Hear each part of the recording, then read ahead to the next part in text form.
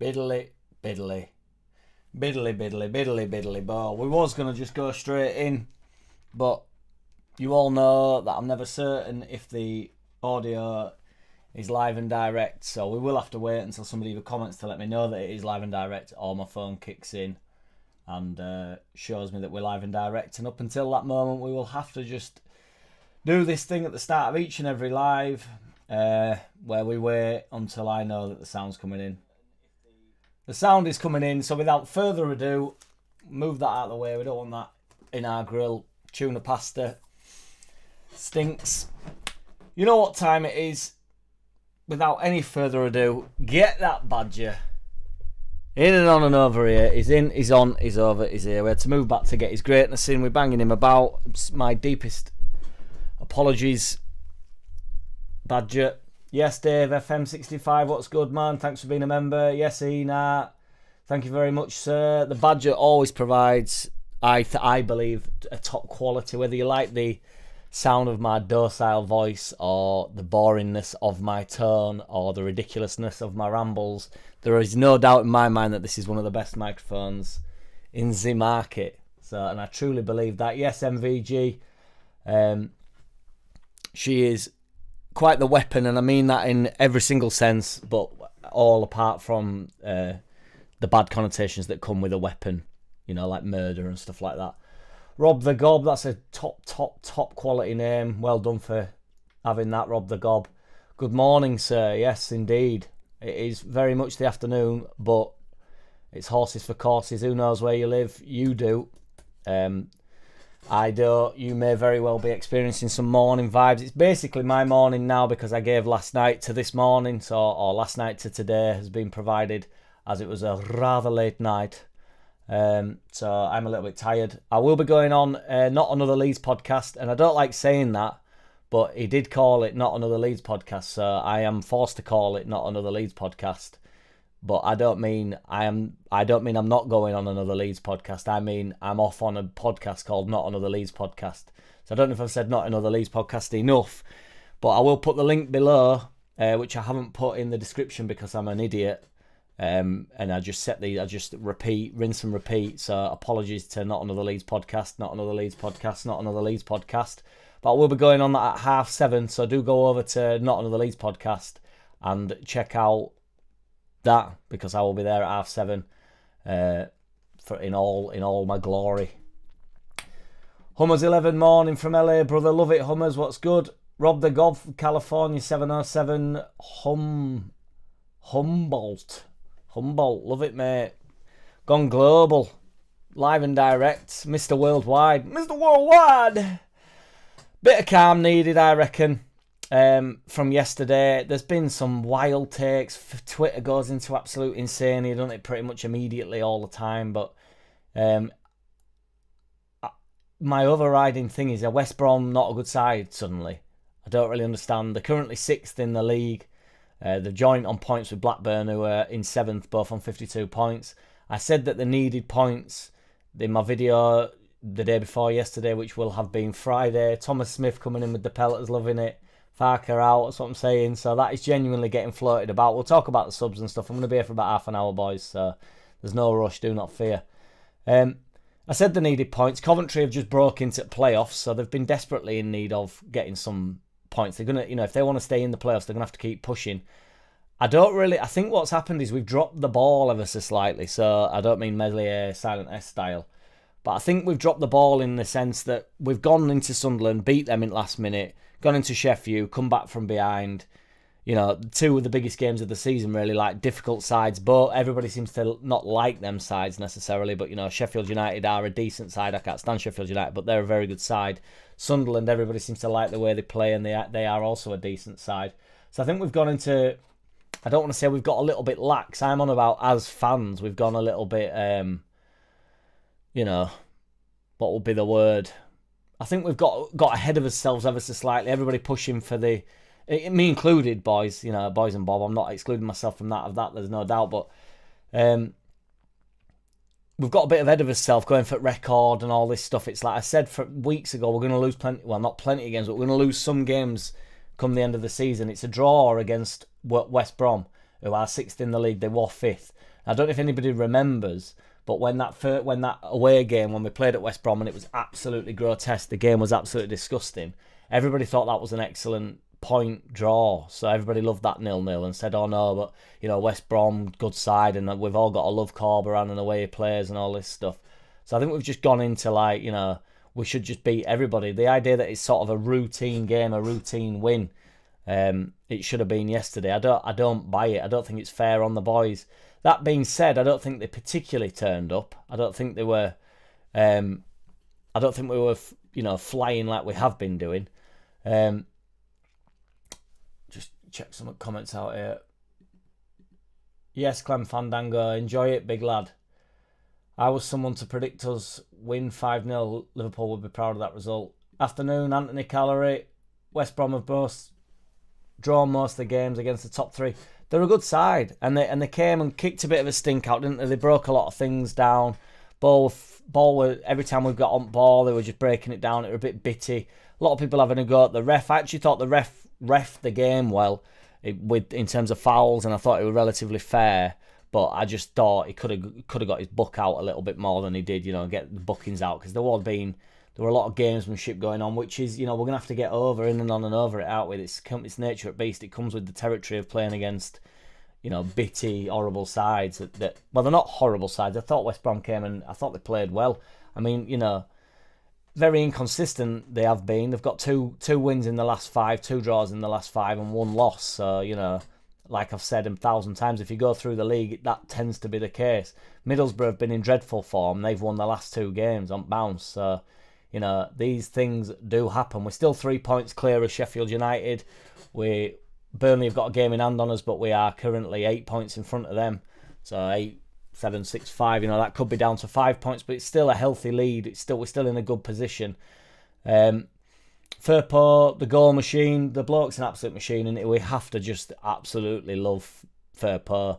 He learns how to head a ball last week, doesn't he, against Sheffield, and then he goes on to just never stop heading it, winning every header, bursting forward. It's crazy the licence that my man Faki gives the boyos, the Bogle and Firpo. They've got so much licence to get forward. It is truly tremendous to watch.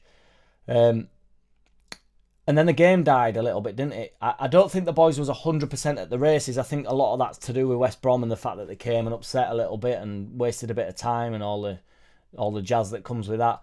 I was glad that Rothwell started. I don't know how we could have gone any other way, really. You know, I've been saying for weeks now, you know, that Rothwell's extremely underrated by everybody in the fan base. I think that's probably unfair, because there'll be a lot of people that love him. But in terms of him having to start games, he doesn't. If Ampadu's in there, I'll probably go Ampadu and Tanaka. But if Ampadu's not in there, I think Rothwell controls the game. Also, you know, I mean, he made his 2 subs. We will talk about the subs in a minute, but you can't keep making these subs and expecting them to work. So I might as well talk about the subs. So he did what he did. Joseph, he perhaps waited too long with Nonto. Joseph and Nonto came on. Everybody's saying that Farke's back at it, leaving it too late and stuff. But it can't work every single time. At some point, the onus has to be on the boys, and they have to turn up more than they did. You got to get the game by the scruff of the neck. I do think Rothwell does that.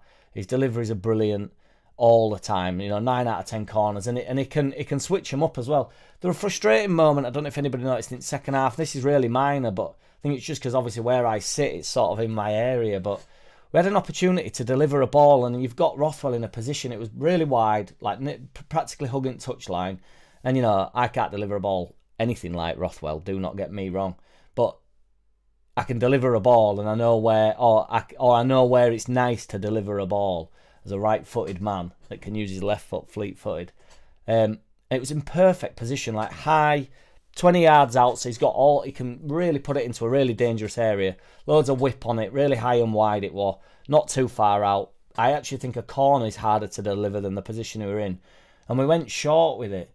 Now, you can argue that's a Faki tactic, but really, I think if Rothwell's on ball, you've just got to go, how's game going? You know, we've not really got this going on. We had a lot of the ball at the time, so we're going to get that back into these positions where we can just move the ball on. I just think it's changing it a little bit. Just whip the ball in. We've got Rothwell, who is a genuine set-piece specialist. The joke is, if we had bloody Greenwood on pitch, It'd have been, get Greenwood on ball. Get that Greenwood on ball. Let him do it. He could deliver a ball, can Greenwood. And we all know the hoax that is the Greenwood delivery and the Greenwood free kick taker. Scored a few in under 21s, and then everybody thinks he never misses from anywhere, any range, any place. Get him on. He's like a fucking set piece specialist. You got to get him. Beckham would not get nowhere near his numbers. No chance.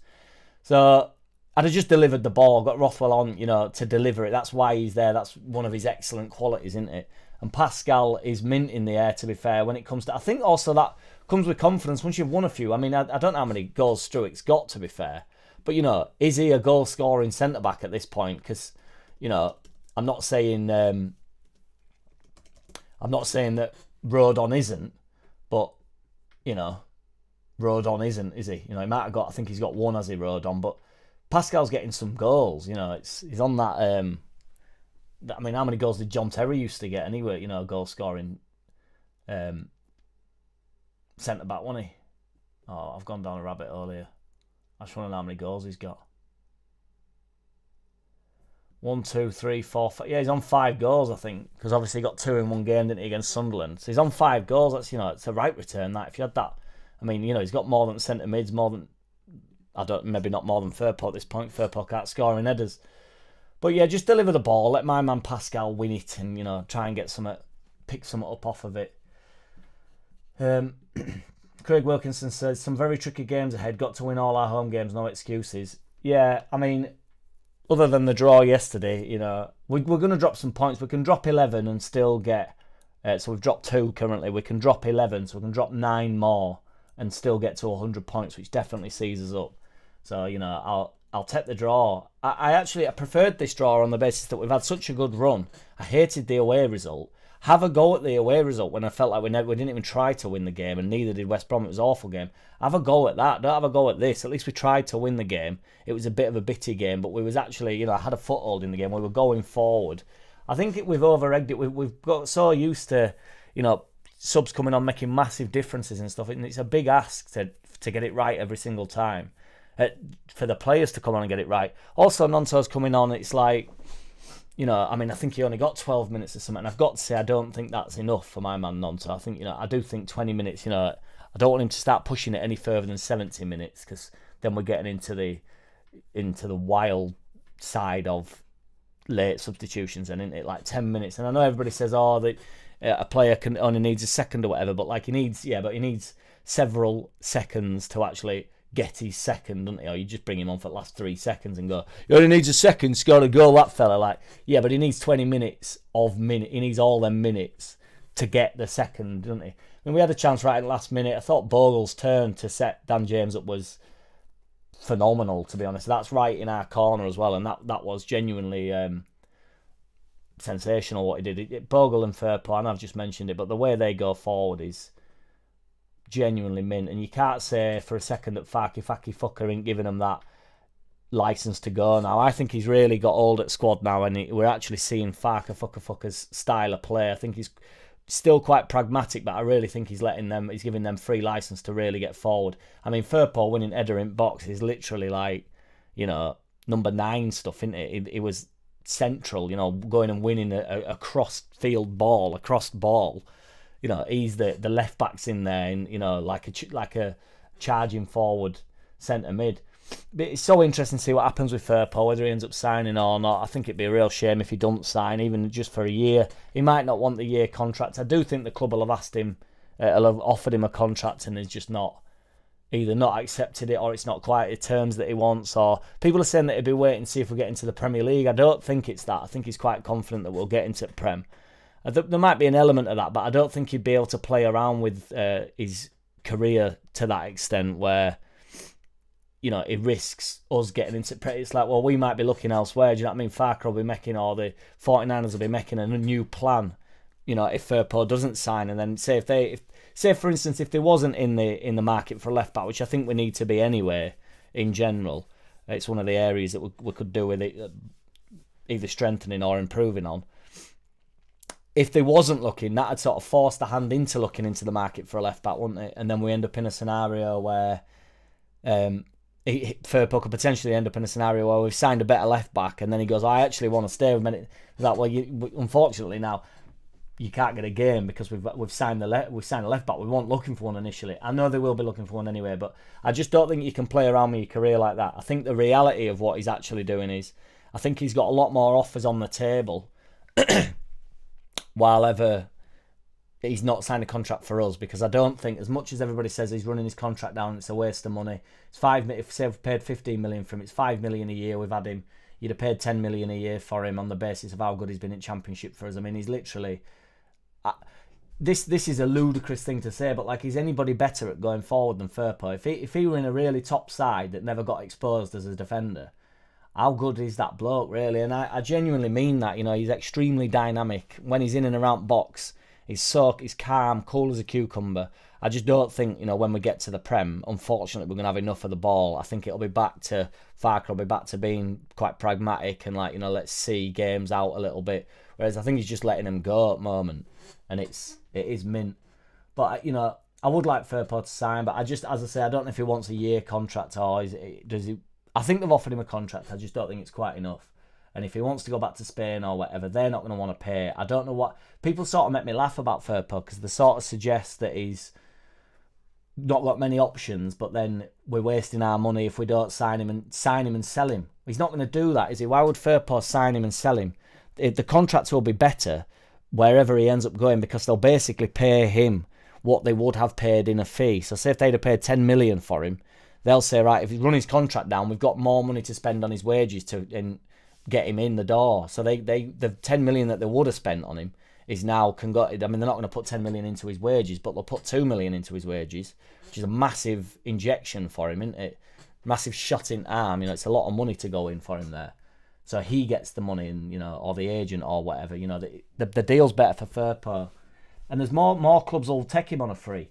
People aren't going to want to spend 10 million on him, 15 million. I don't know how much Firpo's worth. You know, I know I've just bigged him up to no end, but you know, we probably get your money back for him. But my point is, we've got his money's worth out of him. So I really don't think the club are being negligent by letting his contract run down. We'll just see what comes of it. But he's definitely been, nobody can argue, you know, he's excellent. And he must have loved that when he got his goal. He must have loved it because the whole stadium was singing his name. And he does deserve that for what he's given us in past 2 years, really. He does deserve every single plaudit he gets. Because the idea that, and I mean this in the nicest possible way, the idea that he's a bit of a joke and he was sort of like, we took the piss out of him ever so slightly. Everybody, you know, opposition fans, we did it. We're like, we've seen Firpo, now fuck off him. That's all like, you know, it's all in jest. Whereas now, you know, it's getting towards actually being the truth. Like, you've seen Firpo, you're the best left back you'll ever see in this league. Now fuck off. It's like, you know, you've had your pop off your pop. So I do think there's some legitimacy to it now. Like when you're actually, you know, singing his song, it's like, Firpo, you're the dog, mate. You're the Donny, and you know you're the Donny. The Mandingo, the Wanderer, is boss man. So yeah, smash a like for us, guys. Thank you, AO, for always being in the chat and trying to get the boyos to smash a like. It does massively help. We've got 33 people in the room and only 21 likes, boys. So we're down on the digits. 12 people haven't liked me. Get them likes in and on and over here. Dave Galea says 2 points dropped and Sheffield United won their game. So very disappointed with that shite yesterday from us, as I say. Clem Fandango said play below par, but we didn't lose. I agree, man. We just won't quite bang at the game, at the races. We've been, you know, there's got to be a bit of a come down, haven't they? And West Brom are a decent side. It's not like we've, you know, Portsmouth now we have to go beat them big style. Like, you know, we don't have to get 7, but it has to be a comfortable win. We have to win them games. But, you know, that being said, West Brom are a decent outfit. If that had been wedged in between 7 points out of 9 and Sheffield, West Brom and Sunderland, you'd have taken 7 points. It just perhaps wouldn't have been, you know, via West Brom where you get the point. That's probably the game where you want to push on and then you get all 9, obviously. But if it had been Sheffield 1-all and then we didn't have the crazy last minutes that we had with Sunderland and stuff, you know, and we beat Sunderland and then we beat West Brom, you'd go, well, that's a brilliant 7 points. Doesn't really matter where these points come from. Ultimately, we got the 2 6-pointers done. We put Sunderland at sore. They've collapsed now. Put Sheffield. We got two results over Chrissy Wilder, Josh Joe's best mate. Beat him twice. We are the best side in the league. Then West Brom, we drew with at the start of the season. Everybody were happy with it. Now they're not a good side apparently, even though they're still in playoffs in exactly the same position that I said they'd be at the start of the season. I've not been a dickhead, but anybody that sort of suggested that Corberan would be able to get them to challenge playing that horrifically boring football was off their head. I mean, they're literally nowhere near. They're well off of it. 52 points. We're on 76. They're in 6th place. They were in 5th. Coventry now just burst into playoffs, as I say. So Coventry have gone on a really good run. 4 wins out of 5. You know, do you remember who beat Coventry? Fat Frank. Yeah, exactly. Us. So because we beat most teams in the league, don't we? Beat them 2-0. Then since that, they've beat QPR 1-0, they've beat Sheff Wednesday 2-1, they've beat Preston 2-1, they've beat Oxford United 3-2, and then they've got Stoke on next week. So, I mean, they concede a lot of goals. I don't rate Fat Frank at all, to be fair. I think he's whack.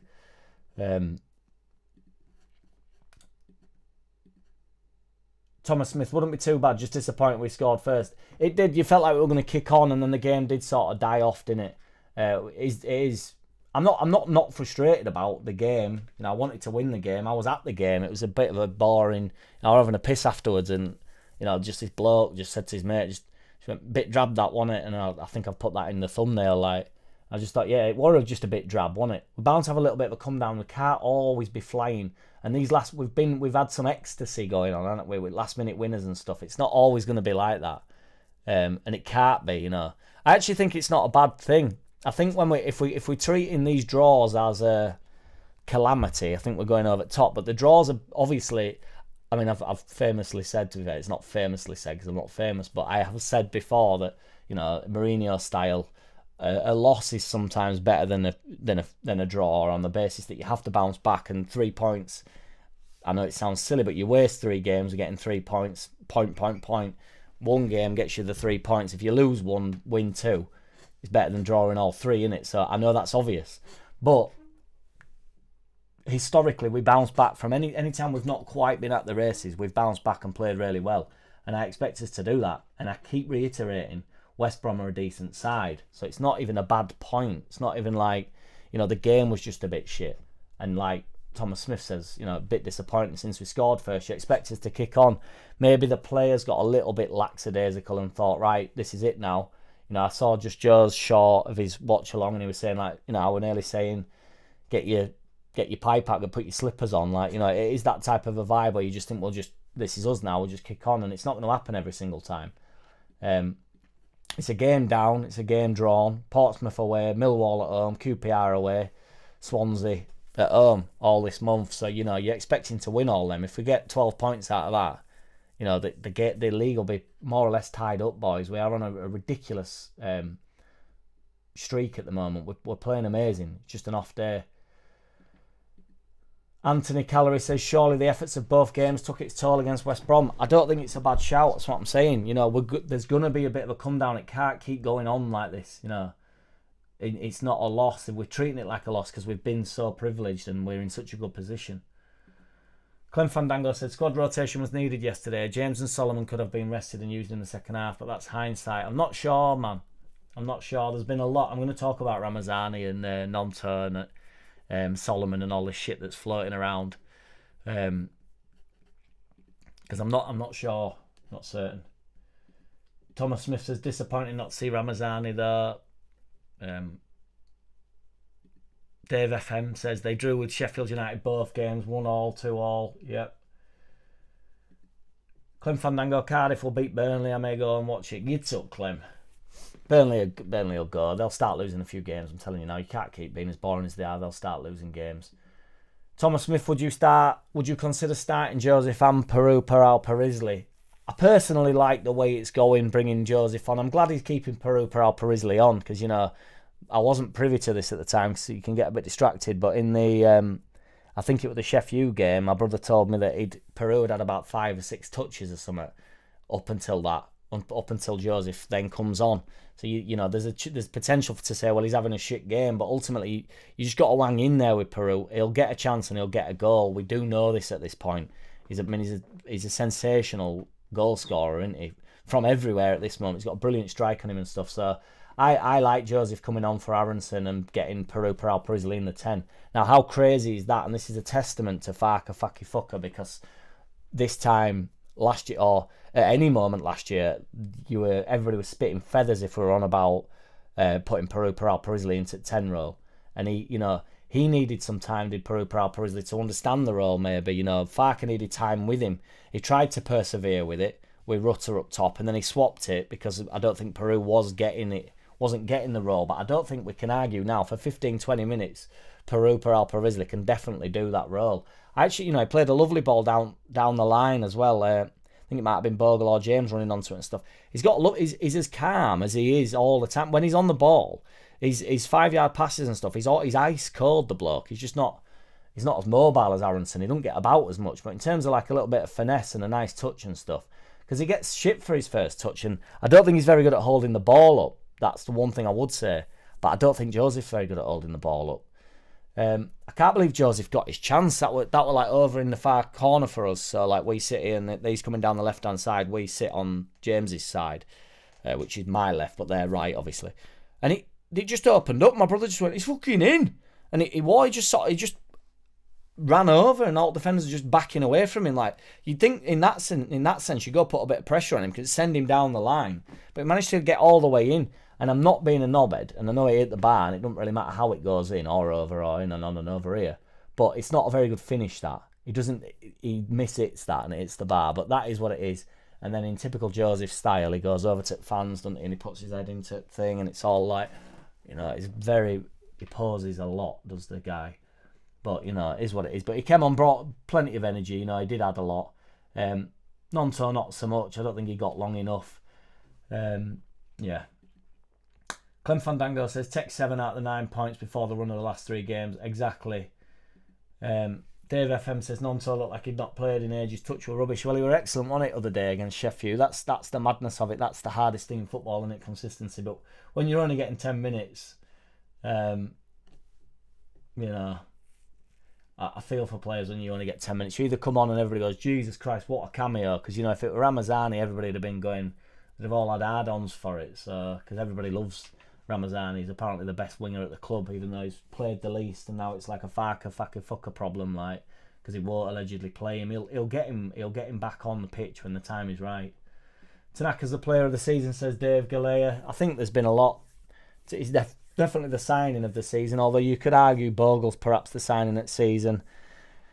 I think Firpo's been honestly excellent. I think it's hard to argue like with Peru Paral-Parisley's goal contribution that he's been, worth his weight in gold. I think James has been excellent. So, but I think Tanaka's definitely got a good shout for being player at season, so I'd be inclined to go with you there, Dave. Thomas Smith didn't think Nonto looked that bad. Enar says, I rate Firpo. Hope he gets a new contract, then we should go for a more defensive left back. I agree. I'd keep Byram. I'd get Byram on another contract, another year contract. I think he'll sit on bench and be a ledge. And be very useful when we need him. He's not going to come on. I do believe, Prem standard player, as in he's standard. He can hack it in the Prem. We just can't be overly reliant on him. So please don't give me pelters for saying that I want Byron to sign for another year. I just think he'd be relatively cheap as things go. Contract to be well happy to be there. He knows that it'll be just a squad rotation player. He can play centre back if we desperately need. He can play right back. He can play left back. He can do a job up top. He can go in net. He's the Dallas of our side. He's just not quite at the level of Dallas at the time. I think Byram injury free over his whole career would have definitely been a better player than Dallas, I believe. But it's just unfortunate. He's been quite unfortunate with it all. But I said this yesterday, but it gets called that he's made of biscuits, and it's like, it's wild. Is that there's everybody else is getting injured. He gets an odd niggle and he's out for a week, but he's actually been really quite reliable for us this season. So I'd get him on another year contract. I'd try to keep Firpo for a year. And then I would look at a left back, or I think we're going to need a centre back. We are going to need a 10, but I'm not one of these that wants us to go and get 10 players. I'd rather, there's some hard positions to fill. We need a striker, really. I think Bamford will get moved on. Yeah, but that's for another day, that talk, I think.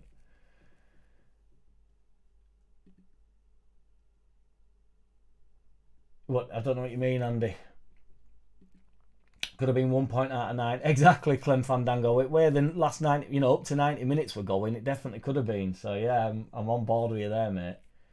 AO says, Farke and the team know what's needed if we are to be promoted, And to think we won't be promoted this season is not an option. We're 100% getting promoted this season, aren't we? I don't think there's any doubt. I think Farker is in full control. He knows what day it is. Clem Fandango says Coventry to play Sheffield and Sunderland in March. That'll be some interesting games there, brother. I didn't know that, in fairness. I think Sheffield have got Burnley as well come towards end of season, so that'll be a big game. But I think it'll be done by then. I think 3 games to go. I mean, I don't know mathematically when we can be sort of like definitely promoted as the top 2. So I'm not sure how many games away that could potentially be. Obviously, you know, give or take a few games on the basis that Sheffield will probably keep winning plenty of games. I don't think he's had a fault. Everybody does this every time he don't make a substitution. We go straight into that he's fallen out with them. It's just, you know. Richard Hogan, yes, what's good, man? Evening, Jack. Probably a game we should have won, but we also could have lost yesterday. Reality check for everybody. Next week will be important. Agreed, man. Straight on to the next one. Get the job done next game. Portsmouth should, in theory, be a slightly easier game. I know we had a bit of a crazy. We had a crazy first day of the season, and there were a lot of alarm bells ringing, really. And you know, defensively, we were so bad in that game, and crazy game, but a fun game had by all. We could have won it in the last minute, couldn't we, Aronson style, you know, but we didn't. So is Aronson running out of puff these last dozen matches? I would not say so, to be fair. I just think he still works proper hard. Art Style Images says, brought us all back to earth, that result. We march on Chava. I agree, Art Style Images. That's what I'm saying. I don't think it's necessarily a bad thing for the team to get a really solid, good point against West Brom. While we're not bang at it, still could have won the game. Could have lost the game, but that's how draws work, innit? You know, there's chances flying about all over the shop. But we didn't lose the game. So, you know, there will be some bounce back required. You know, the boys will be told to get up, you know, not to let anything slip, type of thing. So Portsmouth away in it. So on Sunday game at 12. I'll be live for that, by the way, boys. We had a full week to prepare, no excuses. It's just some games just out of your game, though. I do think Clem Fandango says, I do think Joseph and Peru in as a 10 is a shout to start at Portsmouth. I don't think he'll do that. When Andrew, is that serious, is it? Robin Lynch is your brother, Mad Gav. He is not, Robin. No, he certainly is not. AO says, yesterday Farker was not very to make half-time subs. What the fuck was Farker thinking leaving subs so late? Rant. Yeah. Leeds' only mistake in training this week was too much energy in birthday celebrations, not enough clinicality training. Who have you got that off? Tanaka is the bargain of the season. He's the bargain of the century, isn't he, AO? He's a beast. Thomas Smith, I think that's unlucky from Joseph. He tries to do the Peru and just hit it hard and high. Did well to make the chance. He did make the chance well. I thought he missed it the shot. That's what I'm saying. It came off his outside of his boot and he's sort of leaning, stretching for it.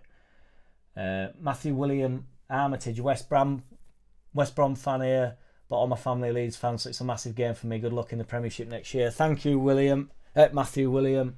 I do actually want Sunderland to go up in playoffs, but because you're the new commenter, and I did say it to some Sunderland fans when we played them, so apologies to them guys, but whoever comments latest and last wins. So Matthew, I honestly hope you go up in the playoffs, and then these 2 draws I'll be able to confirm that you are a decent side and be like, told you so, they're a decent side. We said it at the start of the season.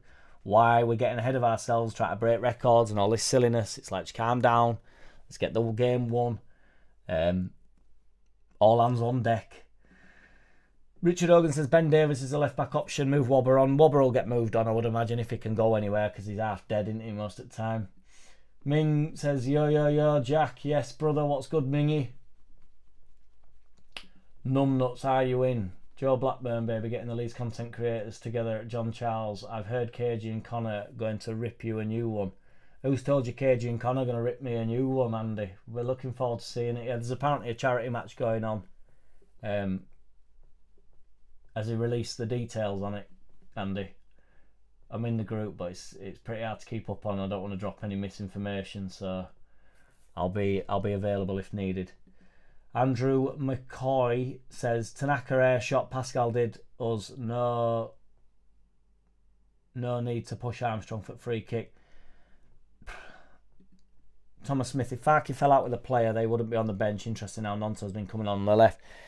I agree with that, man. Yeah, he'd throw him to Wolves, wouldn't he, my man? Fucky fucker. He don't take no shite, don't the bloke. So he's very much like Andrew McGav in that sense, but he actually watches football games. I think it's been a Farke fucker masterclass. I wish they'd brought him on at 70 minutes, but I like when he's not using the subs. I think it keeps everybody really on their toes. So I would have liked myself, I'm at the game. I would like to have seen Ramazani, but ultimately James has been doing well in the last 5 minutes of games. His pace never dies, does it, that boy? So, in the last 5-10 minutes of games, it's pretty good to get him on the pitch, innit? Racing forward like the ledge that he is. I love James. He's so mint. So I'm happy to keep him to keep him on. You don't have to bring these lads on. We just have to get the job done, don't we?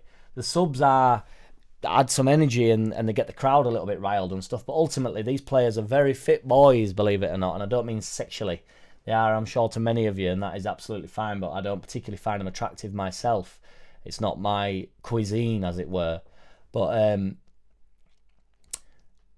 they can play 90 minutes. James was full of beans in that last, when he had that chance in the last minute. So we don't have to get too carried away with having to play players. I think it's a good thing in the sense that I think it really keeps all the players on the toes, and they know that when they're coming into the side, it's like, this is my opportunity. Nonto did it against Sheffield. He'd not really been playing. Comes on, does excellently well. He gets his other opportunity. Granted, I think it's 10 minutes too late. I think he should get 65. The sub should be on 65, 70 minutes to give him a proper, adequate amount of time to actually get something done on the pitch. But he does his job. He was excellent against Sheffield. Then he gets his chance again. Ramazani's missed out again. It's like Ramazani will come back into the fray come the end of the season, and he might be the guy that pushes over the edge. Do you feel me? A lot of people having a go at Solomon, back on at Solomon, because his goal return's not been quite what people expected, or he's slightly dropped off. I thought the substitution was correct yesterday. I would go Nonto for Solomon in that scenario. As I say, I'm glad James stayed on. I'd either bring Ramazani or Nonto, but it would have been for Solomon. I don't think he's been bang at it. I think he does excellent work for Leeds, and I'm up for him. He's brilliant on ball. I don't know if he's a stone cold killer, but he's definitely somebody that I would like to sign. And I don't know why everybody's so quick to get on his back. I really don't. What do you mean? AO says 100% Jack. We got a 25, 60 million player for loose change, and Tanaka was a fire investment for us. Let's hope we can keep the recurrent going in summer. Yeah, we need the recruitment going in summer. Yeah, if we sign as we have been doing, it'd be, we're on for a winner, aren't we? Andrew Thompson says, I've never heard it called a cuisine before. Yeah, every woman that's had my delight has been known as a snack, Andrew. So they are cuisines, aren't they? Andrew McCoy says, too many touches yesterday before I pass Solomon. Yeah, he does fiddle a little bit on it, but I think he just backs himself in terms of beating players and stuff. I think he's excellent on the ball, so he does back himself to beat the player every single time. But in summary, boys, because as I say, I'm on the Not Another Leeds podcast. I'm on that at 7:30, so do go over and check that out. They're proper good lads. So I'm looking forward to getting on, because they've asked me for ages, but they always do a show on a Friday, and I'm not available on Fridays because I'm always at work. So Sundays is my day off, and that's why we're live here. I might be going live again